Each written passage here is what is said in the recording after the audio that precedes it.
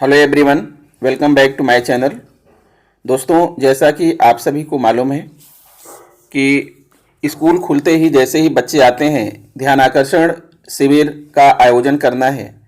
यानी ध्यान आकर्षण के लिए जो है इस सेशन में कम से कम जो है एक क्लास चलानी है और उसके लिए आप सभी को जो है आरंभिक परीक्षण प्रपत्र तैयार करना है। लेकिन दोस्तों, आरंभिक परीक्षण प्रपत्र बनेगा कैसे, इसके लिए हमें उसका एक ब्लूप्रिंट तैयार करना होगा।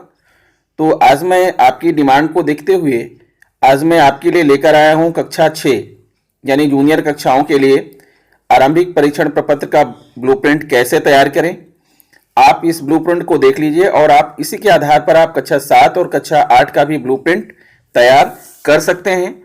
तो आइए दिखाते हैं दोस्तों कि इस ब्लूप्रिंट में क्या है। अगर आपको मेरी वीडियो अच्छी लगे तो प्लीज़ चैनल को सब्सक्राइब कर लीजिएगा, बेल आइकन को प्रेस कर दीजिएगा और इसे दूसरे मित्रों को शेयर भी कीजिएगा। तो दोस्तों, ये रहा आरंभिक परीक्षण प्रपत्र का ब्लूप्रिंट कक्षा 6।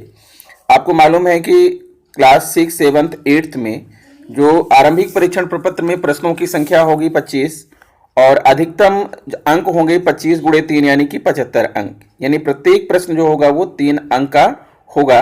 तो इस तरह से कुल हो गए आपके कितने, 75 मार्क्स हो गए। अब क्वेश्चन ये आता है कि आखिर 25 ये जो प्रश्न होंगे इसमें से हम कितने प्रश्न जो है ऑब्जेक्टिव रखेंगे और कितने प्रश्न जो है वो सब्जेक्टिव रखेंगे। तो दोस्तों, इसके लिए ध्यानाकर्षण में बताया गया है, ध्यानाकर्षण मॉड्यूल में, कि 20 प्रश्न जो होंगे वो आपके ऑब्जेक्टिव होंगे, 5 प्रश्न जो होंगे वो होंगे आपके सब्जेक्टिव होंगे। ठीक है। अब क्वेश्चन ये है कि ध्यानाकर्षण में ये भी कहा गया है कि प्रश्नों के जो प्रकार होंगे वो 4 प्रकार के होंगे। तो किसका कितना प्रतिशत होगा उसके हिसाब से जो है, आइए हम आपको दिखाते हैं। पहले आप क्राइटेरिया 1 में देखिए कि ध्यानाकर्षण मॉड्यूल में 4 प्रकार के प्रश्नों को शामिल करने की बात की गई है, जिसमें से ज्ञानात्मक, बोधात्मक, अनुप्रयोगात्मक और तर्कात्मक। ज्ञानात्मक प्रश्न 20% होंगे, बोधात्मक 50 होंगे, अनुप्रयोगात्मक 20 होंगे और तर्कात्मक 10%। ठीक है, ये परसेंटेज दिया हुआ है प्रश्नों का। तो इसी आधार पर हमें प्रश्नों को डिवाइड करना होगा कि हम किस प्रकार के कितने प्रश्न लें। तो जो आपका वस्तुनिष्ठ है, ऑब्जेक्टिव टाइप है, उसमें 20 प्रश्न हैं।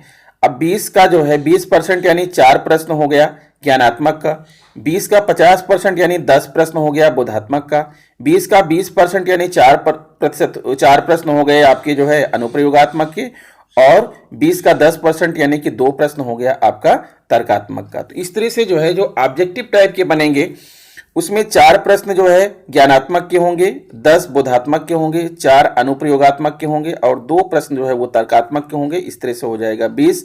अब बाकी जो 5 बचता है, 5 जो बचता है उसमें आप समझ लीजिए कि एक एक प्रश्न सब में रखेंगे, 50% वाले में 2 आ जाएगा।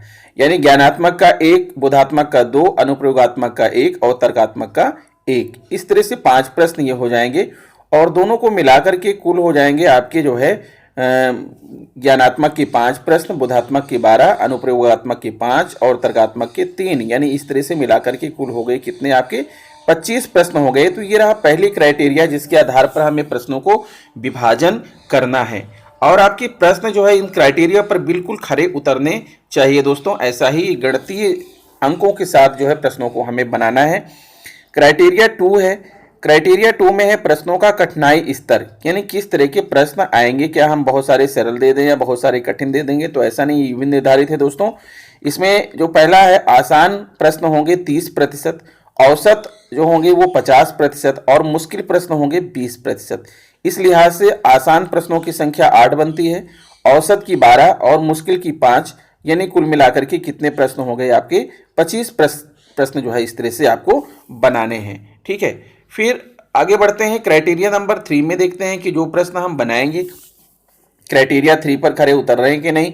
क्राइटेरिया 3 क्या है कि आपको लेना है कक्षा 3, 4, जिससे कक्षा 6 का बना रहे हैं तो 6 से पहले की क्लास का लेना है। तो 1, 2 तो बहुत छोटी क्लास हो जाती है। कक्षा 3, 4, 5 के प्रश्न आप लीजिए और कक्षा वार अधिगम प्रतिफल, कक्षा 3 के 20% प्रश्नों को ले लीजिए, कक्षा 4 का 30% और कक्षा 5 का 50%। अब क्वेश्चन यह है कि प्रश्न आप कहाँ से लेंगे। तो दोस्तों, जो कक्षा 3, 4, 5 के लिए जो प्रेरणा सूची दी गई है, उन्हीं प्रेरणा सूची में जो अधिगम प्रतिफल दिए गए हैं, कक्षावार अपेक्षित दक्षताएं दी गई हैं, उन्हीं दक्षताओं पर आधारित प्रश्न आपको लेना है। ठीक है। यानी कक्षा 3 की आपको 5 दक्षताएं लेनी है, कक्षा 4 की 8 दक्षताएं और कक्षा 5 की 12 जो है दक्षता लेकर के इस तरह से आपके हो जाएंगे कुल कितने 25 प्रश्न जो है बनेंगे। तो इनका परसेंटेज भी आपका सही हो जाएगा और आपका जो है ब्लूप्रिंट बन भी जाएगा। फिर आता है क्राइटेरिया 4।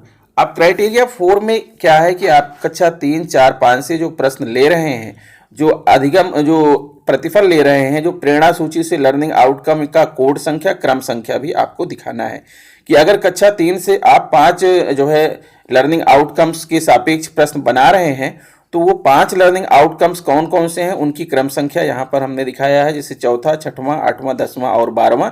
इसी तरह से कक्षा 4 में आप ले रहे हैं तो कक्षा 4 में कितने हैं जो है, अगर 8 ले रहे हैं 8 लर्निंग आउटकम को, तो उनकी क्रम संख्या क्या होगी, 1, 3, 5, 7, 9, 11, 13 और 14 ये हमने यहाँ पर ले रखा है। आप चाहे तो इसको बदल भी सकते हैं, जरूरी नहीं कि आप यही लें। इसी तरह से कक्षा 5 में आपको 12 लर्निंग आउटकम के आधार पर जो है प्रश्न बनाने हैं। तो आपके जो प्रश्न हैं उनमें से वो लर्निंग आउटकम का पता चलना चाहिए कि हाँ बच्चा इस लर्निंग आउटकम में दक्ष है या नहीं। अगर आपके प्रश्नों का उत्तर वो दे लेता है तो इससे पता चलेगा कि हाँ बच्चा इस लर्निंग आउटकम में दक्ष है। तो कक्षा 5 में आपको 12 लेना है, तो हमने यहाँ पर ले रखा है 3, 4, 5, 6, 7, 8, 9, 10, 11, 12, 13, 14। इस तरह से हमने जो है यहाँ पर कुल मिला के 25 लर्निंग आउटकम को लिया है और उन्हीं को लेकर के आपको आरंभिक परीक्षण प्रपत्र भी तैयार करना है। तो दोस्तों जो है इस तरह से आपको बनाना है हर कक्षाओं का ब्लूप्रिंट। जब ब्लूप्रिंट आपका बन जाए तो ब्लूप्रिंट को आधार पर ब्लूप्रिंट पर खरा उतारते हुए आपको प्रश्न तैयार करने हैं, आरंभिक परीक्षण प्रपत्र तैयार करना है। तो दोस्तों आशा करता हूं कि मेरा वीडियो आपको पसंद आया होगा। अगर वीडियो पसंद है तो प्लीज़ मेरे चैनल को सब्सक्राइब कर लीजिए, बेल आइकन को प्रेस कर दीजिए और दूसरे मित्रों को इसे शेयर भी कीजिए। मिलता हूं आपसे नेक्स्ट वीडियो में। नमस्कार।